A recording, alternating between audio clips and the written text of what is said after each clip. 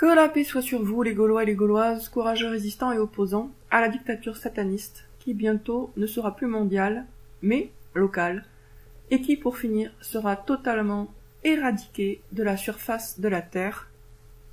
Et bon débarras. Je vais répondre à un commentaire qui ouvre, qui me donne envie de parler de certains sujets. Alors, c'est un commentaire sur Yaya Guasmi. Je vous lis d'abord le commentaire en entier. Ne dénigre pas ce que tu n'as pu embrasser de ta science. C'est plus subtil que ça. Et c'est pas parce qu'il s'exprime mal qui fait de lui une personne bête, bien au contraire. Donc lui aussi il s'exprime mal, mais bon, passons. Alors, je vais réécrire le commentaire parce qu'il est vraiment mal écrit. Ne dénigre pas ce que tu n'as pu embrasser de ta science. C'est beaucoup plus subtil que cela, et ce n'est pas parce qu'il s'exprime mal que c'est une personne bête, au contraire. Souvenez-vous de Moïse lorsque Pharaon se moquait de lui parce qu'il s'exprimait mal. Pourtant, il avait vu juste, et ses paroles se sont avérées justes alors qu'on le traitait de menteur. Je t'invite à lire le Coran et à bien méditer sur le défi que Satan a lancé à Dieu. Que Dieu t'illumine dans la compréhension, ma pauvre, que le Seigneur te guide pour atteindre des niveaux supérieurs de science, mais tu ne pourras y arriver que si tu acceptes pleinement dans ton cœur que Mahomet est le dernier des messagers. Cela sera difficile, mais pas pour ceux qui ont la certitude de rencontrer le Seigneur des cieux et de la terre, l'Éternel. C'est bizarre. Franchement, j'ai jamais vu un musulman qui appelle le prophète de l'islam Mahomet. Du coup, je suis un peu perplexe. Mais bon, on va prendre ce commentaire au pied de la lettre. Ce n'est pas parce qu'il s'exprime mal que c'est une personne bête. Au contraire. Au contraire, là, quand même... Ok, ce n'est pas parce qu'on s'exprime mal qu'on est bête, mais enfin, de là à dire que c'est au contraire, donc plus on s'exprime mal, plus on est intelligent, ça me paraît quand même fort de café. Et plutôt capillotracté.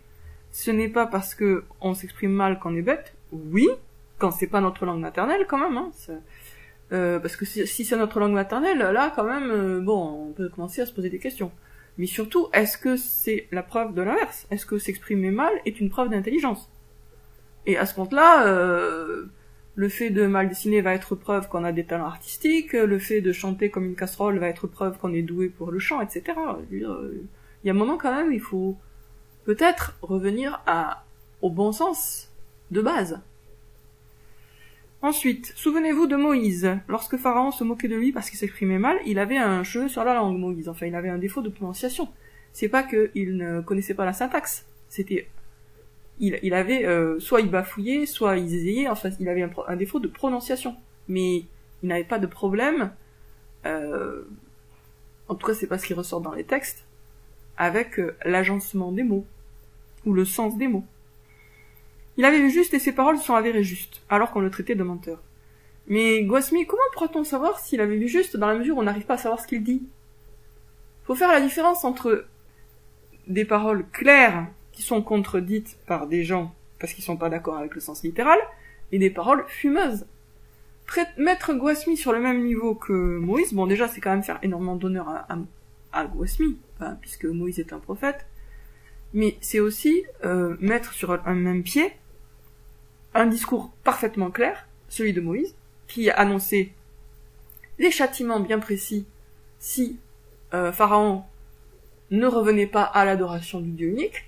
C'était précis la parole de Moïse, c'était pas du brouillard, c'était pas du blabla, des flonflons et des trucs mystérieux où on se perd. Et les paroles de Guasmi, qui relèvent du labyrinthe de nuages. On ne sait pas ce qu'il dit.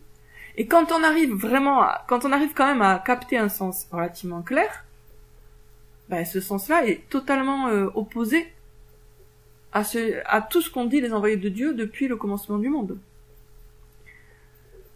Et c'est ça un peu le problème et la ruse. Il faut comprendre un truc, c'est qu'il y a deux types de discours. Bon, il y en a plus que ça, mais il y a quand même deux types de discours. Les discours clairs et les discours fumeux. Si on n'arrive pas à faire la différence entre les deux, on se fait avoir, toujours. Pourquoi? Parce que si on prend un discours fumeux pour un discours clair, déjà on va lui attribuer un sens qui n'est pas dans le discours, puisqu'il est fumeux, mais qui est en nous. C'est-à-dire, le discours fumeux, c'est un peu le principe de l'auberge espagnole. L'auberge espagnole, c'est une expression, une auberge espagnole, c'est une auberge où on amène à manger. Donc on n'est pas servi, c'est comme un pique-nique, quoi. On arrive et puis on apporte ce qu'on mange. Un discours fumeux, c'est une auberge espagnole, dans la mesure où, comme il n'y a pas de sens clair, en fait, on apporte son propre sens. On lui fait dire un peu ce qu'on veut. Mais, même si la plupart des discours fumeux sont du type auberge espagnole, il y a toujours une forme de structure du vide. C'est-à-dire que c'est vide, il n'y a pas de sens précis. Mais en même temps, le choix des mots et l'intention, qui n'est pas verbalisée, l'intention de celui qui parle, va quand même orienter la pensée de celui qui écoute. C'est pareil pour Tariq Ramadan. Tariq Ramadan, il a fait beaucoup de discours très très fumeux, mais il structure quand même les choses, c'est-à-dire que c'est du vide mais structuré. C'est un peu comme des couloirs aériens, c'est-à-dire on voit rien, mais en même temps ça va quand même orienter la direction des avions, les vols des avions. Donc en fait c'est comme des couloirs aériens, les discours fumeux, ça oriente la pensée dans un certain sens, même si rien n'est dit en réalité. Au niveau du sens littéral, rien n'est dit. Mais à un autre niveau, il y a des messages qui passent, en douce, on va dire, en secret. C'est comme des messages clandestins. Et Gouasmi, c'est exactement ça. Il fait de la pub pour le diable, il fait de la pub pour le nouvel ordre mondial, il fait de la pub pour Neom, d'une façon floue, mais efficace. Il va employer des mots positifs, tous ensemble, nous, on est tous ensemble, tous. Il a un côté enthousiaste quand il parle de tous, mais à quel moment parle-t-il de tous? Toujours pour le travail du diable, l'œuvre du diable, le projet du diable. Donc en fait, il est enthousiaste quand il parle de Ténébrifère et de ce que veut Ténébrifère pour nous. Le diable veut nous rendre tous intelligents, il va apporter l'intelligence à tout le monde. Il y a toujours un côté, allez, tous ensemble, prenons-nous par la main. Et c'est toujours quand il évoque les projets de Ténébrifère, qu'il présente d'ailleurs comme déjà réalisés, et pas comme en cours, alors que quand même, non, c'est pas réalisé. Par exemple, on n'est pas encore pucé. Donc pour Gouasmi, on est déjà pucé. Pourquoi? Parce qu'il anticipe sur ce qu'il veut. Lui, ça lui plaît. Tout ça, ça lui plaît. Ça fait partie des choses qu'il aime. Donc il en parle comme déjà réalisé. Tellement il est pressé, quoi. Donc ça y est, j'ai perdu mon fil, mais c'est pas grave, je vais retrouver. Oui, donc il y a une différence vraiment à faire, et c'est important de saisir qu'on n'est pas du tout dans le même genre de texte, et on peut pas les analyser de la même manière. Entre les discours clairs et les discours fumeux. Moi, par exemple, d'une façon générale, à part quelques rares moments, ça m'arrive, mais c'est rare, je suis toujours dans le discours clair. Pourquoi? Parce que mon but, c'est pas de vous manipuler, c'est de vous faire monter intellectuellement, émotionnellement et tout. Bien sûr, c'est Dieu qui guide, mais je veux dire, c'est Dieu qui fait ça. Mais bon, voilà, je veux être un instrument de Dieu pour ça. Donc, je dois m'adresser à votre raison. Alors après, ça serait pas totalement incompatible avec le fait de s'adresser aussi au subconscient. Mais bon, ma priorité, c'est quand même de m'adresser à votre raison. Pour la renforcer. Je parle à votre logique pour le stimuler. Mais quelqu'un qui a un discours fumeux, il ne veut surtout pas s'adresser à votre logique et à votre bon sens. Donc vous, quand vous cherchez à faire preuve de logique face à un discours fumeux, vous êtes en situation de faiblesse. Parce qu'en fait, c'est comme si vous voulez vous affronter un adversaire qui, lui, ne veut pas vous affronter, mais préfère passer par derrière et vous faire un coup en douce. Alors je reprends. Donc il y a discours fumeux et discours rationnel, logique, clair. Les discours fumeux sont pas des discours totalement vides. Ils ont quand même du sens. Mais c'est un sens qui est caché et qui va passer non pas par des énoncés logiques, rationnels, explicites, avec lesquels on pourrait être d'accord ou pas d'accord, mais avec le choix des mots, les récurrences de certaines associations et des fragments de phrases rompus où finalement la seule façon de reconstituer un sens plausible va orienter l'esprit dans un certain sens. Le simple fait que Yahya Gouasmi utilise à répétition le mot Lucifer pour parler du diable, c'est tout un programme, c'est toute une idéologie qui passe. Laquelle? L'idéologie sataniste pour laquelle le diable est le bienfaiteur de l'humanité. Le diable est Prométhée, celui qui a volé le feu aux dieux pour le donner aux hommes. Ça, c'est le point de vue des satanistes. Le simple fait que lui utilise sans arrêt Lucifer pour parler du diable, révèle qu'il est pour. Et qu'il veut nous persuader. C'est pas juste qu'il le pense, c'est qu'en fait il parle pour nous recruter pour sa grosse secte, où il y a déjà tellement de monde. Tous ensemble, ouais. C'est ça le point de vue de Goswami. Et c'est ça celui qui veut nous inculquer en douce, à coups de propos nébuleux, flous et vagues. Et quand on me dit ne dénigre pas ce que tu n'as pas pu embrasser de ta science, mais moi j'ai compris Goswami. C'est les gens qui le suivent qui ne l'ont pas compris. Moi j'ai compris où ils vont en venir. Et c'est clair. Non, c'est pas clair, mais c'est délibérément pas clair. Donc c'est pas que j'ai pas embrassé de ma science. Si, justement. C'est bien parce que j'ai compris que j'en veux pas. Et bon voilà, donc ça c'était un premier point. Alors le rapprochement entre Moïse et Goswami, c'est pas le premier à me le faire, donc je suppose que quelque part il est voulu. Hein. Pourquoi tout le monde, tous les suiveurs de Goswami font le rapprochement avec Moïse? Donc on peut pas mettre sur un pied d'égalité quelqu'un qui a un discours délibérément fumeux comme Goswami. C'est pas un problème de langue. C'est vrai qu'il maîtrise pas du tout le français, mais il ne cherche pas à être clair. Hein. Il n'a jamais cherché à être clair, parce que même quelqu'un avec un mauvais niveau, qui a un mauvais niveau en français, peut être clair s'il le décide. Lui, non. Il le veut pas. Et un envoyé de Dieu, puisque déjà, l'envoyé de Dieu, de base, il va pas considérer que le diable apporte la lumière. L'envoyé de Dieu, il voit le diable comme ténébrifère, ce qu'il est. Alors que Goswami, il le voit comme Lucifer, ce qu'il n'est pas. Alors, je t'invite à lire le Coran et bien méditer sur le défi que Satan a lancé à Dieu.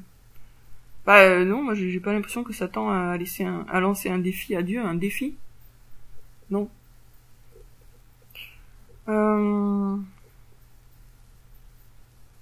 Et là, là je suis perplexe sur un musulman, théoriquement, qui parle de Mohammed comme Mahomet. Je sais pas, moi, Mahomet, pour moi, c'est un mot qui est utilisé par les non-musulmans, qui ne connaissent rien à l'islam. Et je suis un peu perplexe à l'idée qu'un musulman pourrait utiliser ce mot. Bon. Ensuite, je vois pas le rapport entre ceux qui ont la certitude de rencontrer le Seigneur des cieux et de la terre, l'Éternel, et le fait de penser que Mohammed est le dernier messager de Dieu. Ça n'a rien à voir. Ça n'a rien à voir.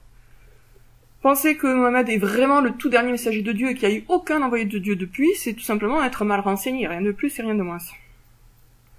Donc, pour revenir sur cette opposition entre discours clair et discours nébuleux, c'est vraiment une distinction importante, parce que si vous ne percevez pas, si vous n'acceptez pas ou si vous ne prenez pas en compte le fait que le discours auquel vous avez affaire est nébuleux, il va vous duper. Ça rentre pas dans les mêmes catégories, ça doit pas être analysé de la même manière, les discours nébuleux et les discours clairs. C'est deux catégories différentes. Dans un discours clair, on peut s'intéresser aux arguments, la valeur des arguments, etc., des affirmations, voilà. On reste au même niveau de clarté et on cherche à confirmer ou réfuter. Bon. Mais dans un discours nébuleux, il faut être attentif avant tout au choix des mots. Puisque dans le discours nébuleux, comme il y a pas de sens logique, il y a pas de sens rationnel, donc qu'est-ce qu'il y a? Il y a des mots. Mais ces mots, ils sont véhiculaires de quelque chose. Et la façon dont ils sont associés. Comme Goswami, par exemple, qui va associer communication et le malin. Le malin communique, la communication, information. Il va enfiler des mots-clés comme des perles sur un collier. Et on remarque quand même qu'il y a certaines associations qui se font. Après, il y a des phrases très rompues, c'est des petits bouts de phrases, et qu'on peut compléter un peu comme on veut, mais en même temps qui orientent l'esprit dans un certain sens. Et ça, c'est le propre des manipulateurs. Alors, c'est pas toujours fait dans un mauvais but, comme je l'ai déjà parlé. Un hypnothérapeute, par exemple, il va jouer sur tout ça, mais pour aider son patient. Donc, c'est pas forcément négatif. Mais quand on a affaire à quelqu'un qui prétend nous apprendre quelque chose, et que on voit qu'il a recours à ce type de discours délibérément flou, c'est là qu'on se dit, non, là, il y a arnaque sous roche, hein. Il y a anguille sous escroquerie, quoi. Voilà. Moi, c'est un sujet qui m'intéresse beaucoup, le blabla. Et je l'ai étudié à plusieurs reprises. Je l'ai en particulier étudié quand je me suis intéressée à la psychanalyse, puisque la psychanalyse, c'est énormément de blabla, fumeux, mais là aussi avec des orientations qui sont données par certains thèmes récurrents, certains mots, etc. Et quand on remonte à l'origine du blabla pour savoir qui a commencé, en général, on trouve un gros escroc. Ça, c'est le cas pour Freud. Après, il y a eu Lacan, qui était un de ses disciples, qui a aussi fait très très fort dans le genre pur blabla. Or, Lacan, il s'était spécialisé dans le discours à la pitié. C'est-à-dire que c'est incompréhensible ce qu'il raconte. Pour le coup, là, ça n'a vraiment aucun sens. Et d'ailleurs, c'est d'une certaine façon moins manipulatoire que d'autres discours, parce que c'est tellement vide de sens que là, on voit bien que c'est juste qu'il cherche à se donner le beau rôle, mais pas forcément avec un agenda derrière la tête, quoi. Mais Gouasmi, ici, il en a un. C'est pas juste qu'il veut se faire mousser en jouant à la pitié. C'est pas juste ça. Et c'est pour ça que je le dénonce, parce que si c'était juste un gourou du genre grand skippy qui parle pour rassembler des disciples autour de lui, bon, certes, c'est pas cool, mais ça méritait peut-être pas autant de vidéos que j'en ai faites. Sauf que lui, c'est pas juste pour rassembler les gens autour de lui et se faire bien voir. C'est aussi pour faire la promotion de Ténébrifère et du Nouvel Ordre Mondial et de Néom et de la pseudo-intelligence artificielle qui est totalement bête, idiote. Et pour nous faire croire que nous sommes des machines. Gouasmi, c'est quelqu'un qui est objectivement du côté du mal. Objectivement. Par rapport à ses propos, par rapport à ses miniatures d'images. Voilà, ça y est, il l'est. Donc après, ceux qui m'expliquent que non, j'ai pas compris. Mais vous, c'est vous qui n'avez pas compris. C'est vous qui vous faites manipuler. C'est vous qui prenez des vessies pour des lanternes et des paroles fumeuses pour des paroles claires. Est-ce que parce que vous avez vous-même le cerveau confus? Je sais pas. Ou est-ce que parce que vous êtes flatté? Moi je pense que c'est une question, il y a une question de vanité derrière tout ça. Parce que Gouasmi, il flatte, mine de rien, ses suiveurs, bon comme beaucoup de gens, hein.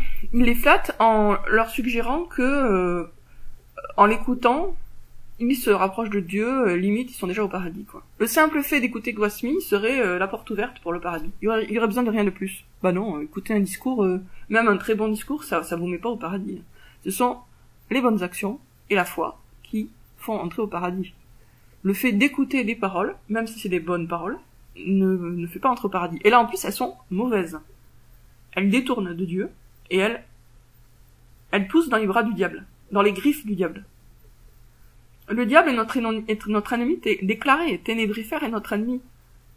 Et Yahya Gouasmi fait tout pour qu'on lui fasse confiance à ce Ténébrifère.